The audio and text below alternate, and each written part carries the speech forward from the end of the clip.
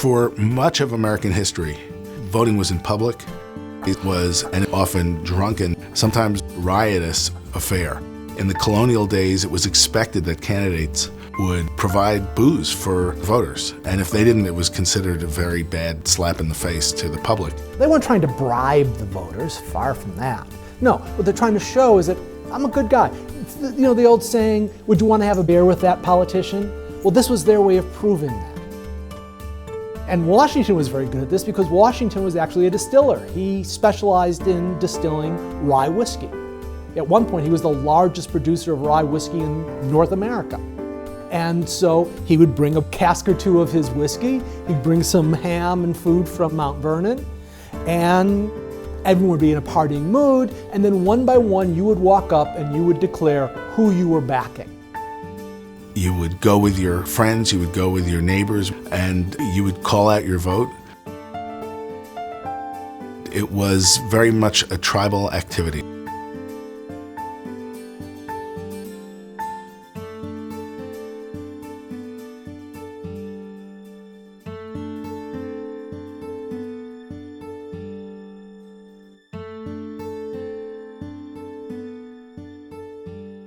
By this point, all you need to vote is to be a white male over 21 who can pay a relatively insignificant poll tax. And in some places, you don't even have to pay the poll tax. Well, how are we going to organize you to get you to come vote? So what would happen is the parties would put together rallies, big barbecues in which they would serve lots of meat and lots of drink. But there was a little bit more now of buying votes with who gave me the better barbecue, who gave me the better alcohol. Votes have always been sold. The way that you enlist lower classes in having a stake and an incentive structure to rise above immediate needs is something that's been part of the democratic experiment right from the beginning. I think the classic image that we have is that it's the urban bosses who are engaging in this corruption. But in fact, there's some evidence to suggest that actually there's a lot of rural county vote buying in different places that's less visible to us, but was in fact as or more prevalent.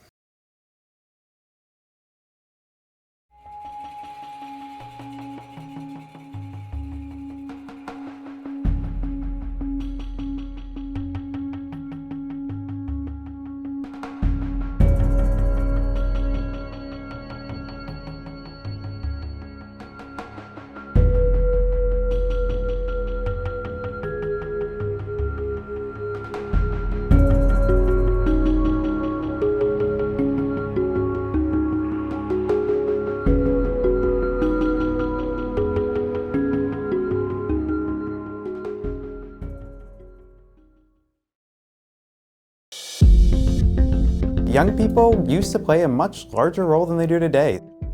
There's this period from 1830s to 1900 where politics was really at the center of American life. It's the main cultural thing that people do together. One of the things young people care about a lot back then is meeting a spouse or courting. When there are big public events at midnight in your town, it's a good environment for young men and women to come out and flirt and meet each other. It's seen as appropriate to be out there, and young women can talk to strange men in the street in a way they couldn't do otherwise because they're doing it to help the system of government. And so for those men who can vote, they really gravitate to politics as almost their introduction to adulthood. They call it their virgin vote. And when you cast your first vote, you lose your political virginity and you prove yourself a man in the eyes of society. You grow a beard or a mustache or something and prove that you're a masculine man and not a beardless boy, and you vote for a party, and you often, after you cast your virgin vote, have partisan monogamy for the rest of your life. Something like 95% of voters vote the same in election after election across this era. People don't often switch parties, and those people who do are really looked down upon, honestly, as effeminate and lacking in backbone and kind of weak-willed. Women who can't vote still try to influence the men in their lives, their boyfriends, their brothers, their fathers, to vote the way they want them to. They turn down marriage proposals from people who support the wrong party. We see a lot of young women who are abolitionists around the Civil War era who say, I'm not going to marry you, you support slavery. What makes this era so exciting is that voter turnout for eligible voters is often in the high 70s and gets up over 80%. And some states that are particularly engaged in politics have turnout over 90% in 5 or 6 presidential elections in a row. But that high turnout was driven by these 21-year-olds who are so excited to go vote.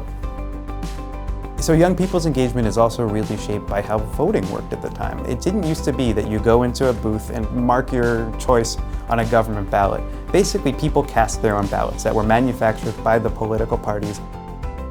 You go into the town square, the local church, and there's a box with a hole in it, and you put your ballot in the box and it marks your vote.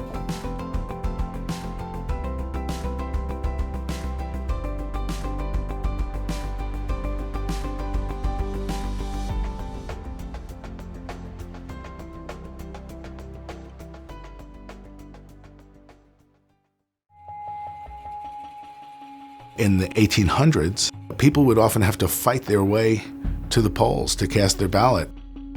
People from the other party would try to block them. Challengers would stand around the ballot box and try to make sure people could legally vote. And they'd do this based on whether they recognized the person, how old the person was. But they were also trying to judge whether they thought they were going to vote for their party or not.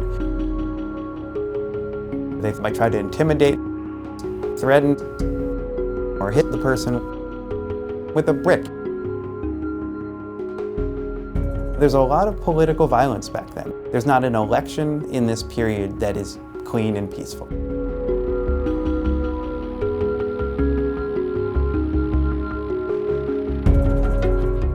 Sometimes polling places were in the back room of a saloon. Voting was raucous. One of the traditional forms of public demonstration in a campaign was the torchlight march through the city with hundreds of men carrying torches and chanting slogans of various sorts. One of the arguments that was used for saying let's not have women vote was that this was too ungenteel, potentially threatening.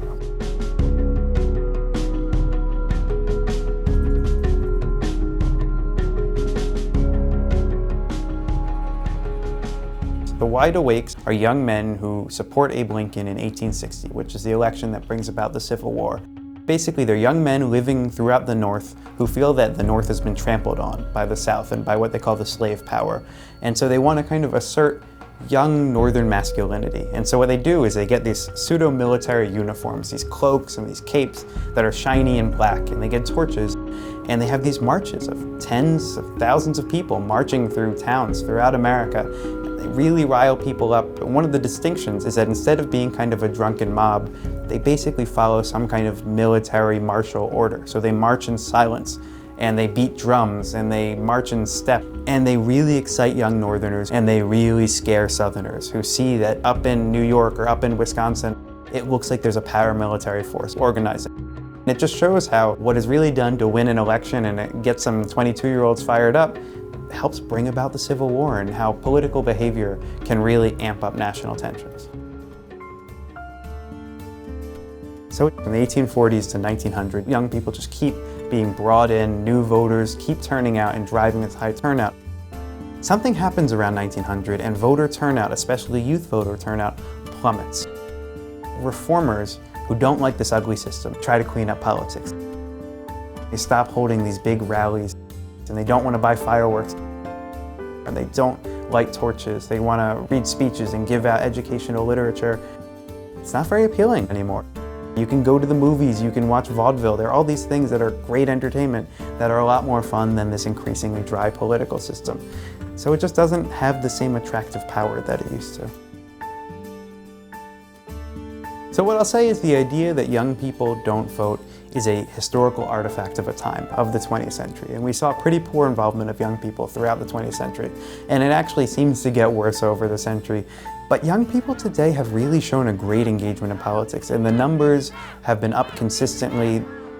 This most recent midterm election had a 10% jump for young voters from the 2014 midterm election. We really are seeing more engagement, and I don't want to say we're out of the woods and that young people will be perfectly involved. We might struggle for a while, but there is this narrative of a dip of youth involvement, and we seem to be maybe coming out of that.